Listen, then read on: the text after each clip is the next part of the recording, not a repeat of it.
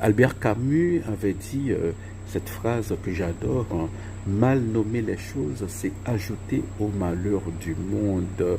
Ce que nous voyons aujourd'hui en Haïti, c'est qu'on continue d'évoquer l'idée d'insécurité. On parle d'insécurité, on parle même la situation sécuritaire du pays empêcherait voilà, le référendum sur la Constitution et, voilà, et par transitivité les élections présidentielles. Mais, voilà, mais une situation d'insécurité ne peut pas empêcher ces choses-là.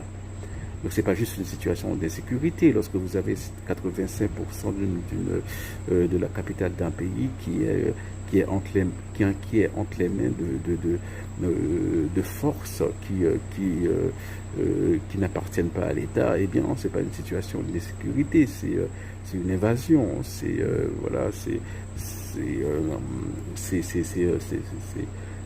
bon, le mot guerre est peut-être un peu trop euh,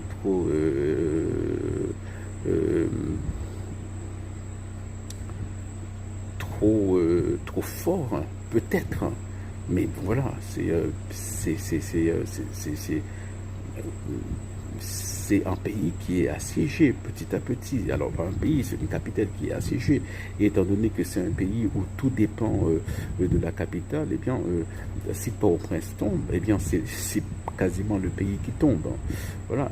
Et voilà, si Port-au-Prince tombe, ce sera qu'une question voilà, de jours avant que de jours ou de semaines ou même de mois, parce que on a l'impression que les bandits sont brigands. Les mecs sont là depuis des années, hein. Voilà, donc ils subissent des pertes, de grosses pertes. À chaque fois, ils se reconstituent. Par exemple, vous voyez le gang de Savian, hein, ils ont été décimés, mais ils se sont reconstitués. Donc c'est une mentalité aussi qui s'est implantée, hein, qu'il faut déraciner. Et ce genre de choses prend beaucoup de temps. Et ce qu'on voit, c'est que, bon, voilà, donc si la capitale tombe, ce serait que sans intervention extérieure significative, hein, sans assistance militaire extérieure significative, eh bien, si Port-au-Prince tombe, eh bien, le reste de la capitale, les banlieues de la capitale tomberont également. Tomberont également. Et ce qui serait voilà, la fin de Haïti telle qu'on l'a connue jusqu'à présent.